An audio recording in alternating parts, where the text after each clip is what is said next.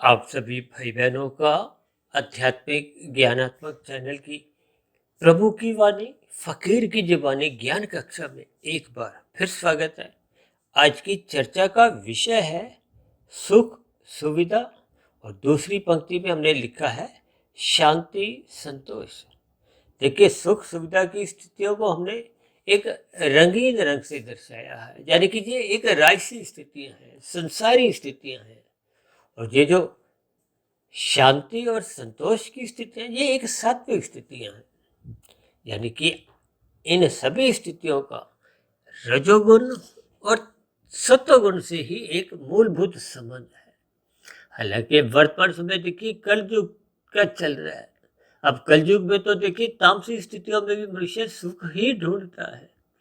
विशेष रूप से देखिए आज मांसाहार भोजन का प्रचलन बढ़ता जा रहा है, मादक पदार्थों का सेवन बढ़ता जा रहा है, और भी नशे के कितने ही पदार्थ हैं। वो तो देखिए तामसी स्थिति है। तमोगुण की तो बार बार शास्त्र निंदा करते हैं, जबकि रजोगुण के प्रति ही बार बार कहते हैं कि इसके प्रति उदासीन रहो। जबकि आज कलयुग के वातावरण में तो मनुष्य अधिक से अधिक सुख सुविधा स्वाद सम्मान सत्ता, ये देखिए ये जो पांच भोग विषय हैं, गंध रस रूप स्पर्श और शब्द, इनके जो सरल शब्दों पे मैं सुख सुविधा स्वाद सम्मान सत्ता, ये पांच ऐसे से जोड़कर समझाने का एक प्रयास करता हूँ। और दूसरी ओर देखिए सात्विक स्थिति मजबूत करने के लिए सेवा सत्संग स्वाध्याय की स्थितियां, वो भी तीन ऐसे से मैं एक विशेष स्तर पर जोड़ता हूँ, ताकि बात आपको हमें साधारण स्तर पर समझ में आए। अब क्योंकि सुख सुविधा की जितनी भी ये जो स्थितियां हैं, इनका संबंध आपके हमारे स्थूल शरीर से है, जबकि शांति संतोष की जो स्थितियां हैं, इनका संबंध आपके हमारे सूक्ष्म शरीर से है, मन से है।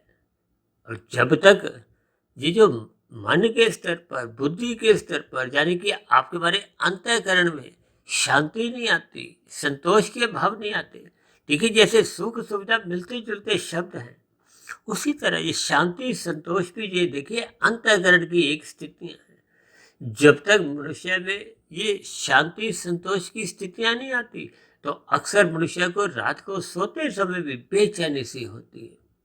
देखिए ये सभी स्थितियां एक बहुत ही व्यवहारिक स्थिति।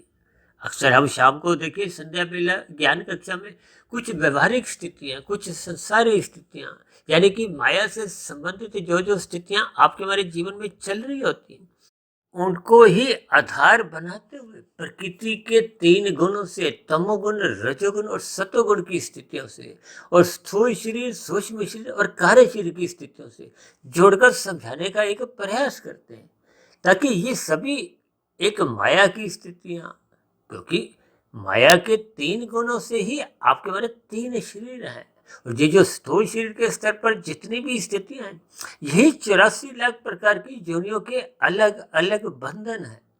देखिए सूक्ष्म शरीर और कारण शरीर तो मरता नहीं, ये तब तक नहीं मरता जब तक आपका हमारा कर्माशय संस्कार अज्ञानता की स्थितियां ये बनी रहती। देखिए जब हम कारण शरीर को मायातीत की स्थिति, यानी जब आपका हमारी आत्मा का मूल ज्ञान 100% मूल स्थिति में आ जाता है, तो फिर ऐसी स्थिति में कारण शरीर में किसी भी प्रकार के कुछ राजसी तामसी, यानी कि जो अज्ञानता की स्थिति है, वो समाप्त हो जाती है। उस स्थिति विशेष को ही मायातीत कहा जाता है।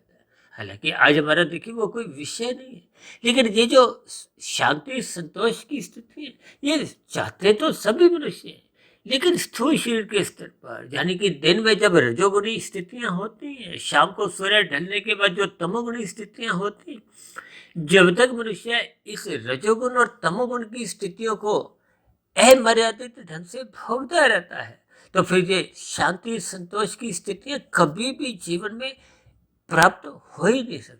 और जब तक ये स्थितियां प्राप्त नहीं होती, तो आपका हमारा जीवन में एक खिन्नता बनी रहती है, बेचैनी बनी रहती है, उदासी बनी रहती है, जिसके फलस्वरूप अक्सर मनुष्य रात को नींद का सुख ले नहीं पाता। शास्त्रों में तो देखिए नींद को भी एक आनंद की झलक से जोड़ा गया, यानी कि जब तक आपका हमारा रजोगुण बिगड़ा रहता है, देखिए ये सुख सुविधा के जितने भी साधन हैं, इन सब को खरीदना पड़ता है।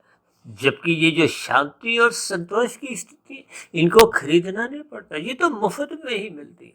देखिए, फिर भी मनुष्य खरीदने वाली स्थितियों को खरीद कर भी दुखी होता है, और जो स्थितियां मुफ्त में मिलती हैं उनको अपने जीवन में अपनाता नहीं है, जिसके फलस्वरूप उसका मिला हुआ जो जीवन है वो आध्यात्मिक स्थिति मजबूत कर नहीं पाता। देखिए, जब तक आपके हमारे अंतःकरण में सतोगुण अपना प्रभाव नहीं दिखाता, और ये प्रभाव कब दिखाता है? जब हम सतोगुण का संग करते। यदि हम सतोगुण का संग नहीं करते, संग किसका करते हैं? रजोगुण का और तमोगुण का। देखिए, ये दोनों गुण बंधनदायक है। हालांकि रजोगुण प्रत्यक्ष रूप से बंधनदायक है, उतना नहीं जितना तमोगुण है। देखिए, तमोगुण में गिरते हुए मनुष्य कब कितने पाप कर्म करता रहता है, और ये पाप कर्म क्यों करता है? क्योंकि रजोगुण बिगड़ जाता है। और रजोगुण क्यों बिगड़ता है? कि मनुष्य का सत्वगुण कमजोर हो जाता है। देखिए, ये तीन गुणों की स्थितियों को ही भगवान श्री कृष्ण जी ने गीता में एक गूढ़तम ज्ञान से जोड़ा है। इन तीन गुणों की स्थितियों को मनुष्य बहुत साधारण स्तर पर समझ नहीं पाता, क्योंकि जब तक हम शास्त्रों का स्वाध्याय नहीं करते, गुरु के प्रवचनों को श्रद्धापूर्वक सुनते नहीं और ब्रह्म मुहूर्त में उठते नहीं। देखिए, ब्रह्म मुहूर्त का समय विशेष एक सतोगुण की शुद्धतम स्थिति है। उस शुद्धतम स्थिति का मनुष्य जितना अधिक संग करता है, उतना उस मनुष्य का रजोगुण एक मर्यादित रहता है। तो फिर वो ऐसी स्थितियों में राशि सुख सुविधा की स्थितियों को पकड़ने की कोशिश नहीं करता। परमात्मा के आशीर्वाद से जितनी भी आपके बड़े स्थूल शरीर की आवश्यकताएं हैं, देखिए, अवस्थाओं की पूर्ति करने के लिए आपको हमें साधारण पुरुषार्थ करना होता है, जबकि सुख सुविधा के साधनों का कोई अंत नहीं है। इसके लिए आपको हमें भाग दौड़ करनी होती है। यानी कि लाभ की स्थितियां एक सात्विक स्थितियां मानी जाती हैं, लेकिन जब लाभ से हम लोभ की स्थिति में प्रवेश करते हैं, क्योंकि सुख सुविधा के साधनों के लिए तो आपको हमें अधिक धन चाहिए, तो फिर ऐसी स्थितियों में मनुष्य अपना अर्थ अधिक से अधिक, यानी कि धन अधिक से अधिक कमाने के लिए वो भागदौड़ करता है। बस भागदौड़ अमर्यादित होते ही मनुष्य के जीवन में विभिन्न प्रकार की बुराइयां आने लगती हैं, क्योंकि लोभ और संग्रह में कोई अधिक दूरी नहीं है। ठीक है, रजोगुण और तमोगुण में कोई विशेष अंतर नहीं है, दोनों संसार की ही स्थितियां हैं। या यूं कहो कि लोभ देर सवेर मनुष्य को संग्रह वृत्ति में धकेल देता है, जिसके फलस्वरूप धन को ही बढ़ाने का लक्ष्य बने रहने से मनुष्य अनीतिगत कार्य भी करता है, कानूनों का भी उल्लंघन कर जाता है, और फिर ऐसी स्थितियों में वो शास्त्रों के निषेध कर्मों को भी करने में किसी भी प्रकार की कोई लज्जा महसूस नहीं करता। देखिए, भागवत पुराण में तो 5 कलयुगी स्थितियों का वर्णन आता है: धूत कीड़ा, मद्यपान, स्त्री संग, हिंसा और अनीतिगत कार्यों से कमाया गया धन। और ये संग्रह वृत्तियां देखिए अनीतिगत कार्यों पे ही टिकी रहती है। इन सभी स्थितियों की आपको भी भावार्थ समझने होंगे। यानी जब तक आपके हमारे ये सुख सुविधा की स्थितियां एक मर्यादित नहीं रहती, क्योंकि ये सुख सुविधा बहुत ही एक आरंभिक स्तर पर है।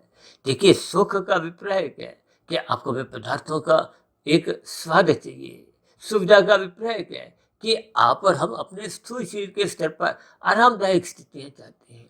देखिए, जितने भी ये विलासिता के यंत्र हैं, वे आपको में विशेष प्रकार का सुख प्रदान करते हैं, लेकिन उन सुखों को भोगते भोगते स्थूल शरीर के स्तर पर अक्सर आप और हम देखिए क्रियाएं घटने के कारण आपके बड़े स्थूल शरीर के स्तर पर विभिन्न रोग उत्पन्न होने आरंभ हो जाते हैं। मानसिक स्तर पर भी जब क्रियाएं आपके हमारी सात्विक नहीं होती, देखिए, जब हम भोगों को या सुख सुविधा के साधनों को अधिक इकट्ठा करते हैं, तो फिर मन बुद्धि के स्तर पर भी वो राजसी स्थितियां, तामसी स्थितियां ही, उनका ही चिंतन बना रहता है। और ये चिंतन निरंतर मनुष्य को फिर सतोगुण की ओर कभी भी जाने नहीं देता। ये राजसी तामसी स्थितियां एक भेड़ियां हैं जो मनुष्य को सतोगुण में जाने से रोकती है। इसलिए तो अक्सर ऐसा मैं अपनी चर्चाओं में बोलता रहता हूँ कि राशि मनुष्य का सत्संग होता हुआ दिखाई देता है, श्रद्धा होती नहीं, क्योंकि मन में विषय भोगों की कामना है। ये सुख सुविधा, स्वाद, समान, सत्ता की जो एक स्थितियां आपके मन में लोलुपता जगाए रखती, ये मनुष्य को श्रद्धापूर्वक सत्संग करने नहीं देती। इन सभी स्थितियों पर आपको भी चिंतन करना होगा, क्योंकि जब तक श्रद्धापूर्वक सत्संग नहीं होता तो फिर ये सुख सुविधा के साधनों की जो होड़ है, ये मनुष्य के मन बुद्धि के स्तर पर बनी रहती है। आपके हमारे जीवन में देखिए ऐसे कितने ही स्थितियां हैं जिनका आपके हमारे स्थूल शरीर को स्वस्थ रखने में कोई योगदान नहीं है, लेकिन फिर भी मनुष्य उन सुख सुविधा के साधनों को इकट्ठा करने से चूकता नहीं। इन सभी स्थितियों पर आपको भी चिंतन करना होगा, क्योंकि जब जब सुख सुविधा के साधन अमर्यादित होंगे तो ये जो शांति और संतोष की स्थितियां हैं, ये कभी भी आपके हमारे अंतःकरण में मन बुद्धि के स्तर पर अपना घर नहीं बनाते, जिसके फलस्वरूप बेचैनी बनी रहती। इसलिए हम सभी भाई बहनों को ये शांति संतोष की स्थितियां प्राप्त करने के लिए सत्वगुण का अधिक से अधिक संग करना होगा, शास्त्रों का स्वाध्याय करना होगा, शिव गुरु के प्रवचनों को सुनना होगा, ब्रह्म मुहूर्त में उठना होगा। ये सभी स्थितियां परमात्मा के सम्मुख ले जाती हैं। परमात्मा के सम्मुख होने से आपका मेरा ज्ञान कभी भी आवृत नहीं होता और क्रमशः आपको में परमात्मा के आनंद की झलकें मिलती हैं। उन्हीं झलकों में ही देखिए ये शांति संतोष की स्थितियां हैं।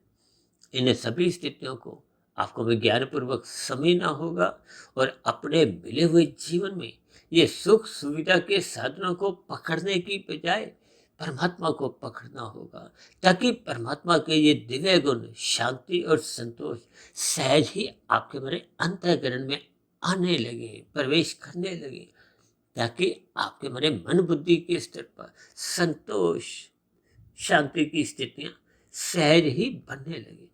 इन्हीं शुभकामनाओं के साथ आज की चर्चा विशेष को अब यहीं विश्राम देते हैं। कल सुबह फिर मिलते हैं ब्रह्म मुहूर्त ज्ञान उपदेश कक्षा में। तब तक आप अपने आध्यात्मिक मित्र सुधीर भाटिया फकीर को इजाजत दें। आप सभी भाई बहनों को बहुत बहुत शुभ रात्रि और कल सुबह ब्रह्म मुहूर्त में उठने के लिए शांति संतोष की स्थितियां प्राप्त करने के लिए मेरी ओर से बहुत बहुत शुभकामनाएं। फिर भी चर्चा संबंधित आपके मन में किसी प्रकार का कोई प्रश्न हो, मेरी कही गई बातों पर आपकी कोई आपत्ति हो, तो आपके प्रश्नों का, सुझावों का और शिकायतों का नीचे दिए गए कमेंट्स बॉक्स पर सदा ही स्वागत है। चर्चा विशेष को ध्यानपूर्वक सुनने के लिए आप सभी भाई बहनों का बहुत बहुत धन्यवाद।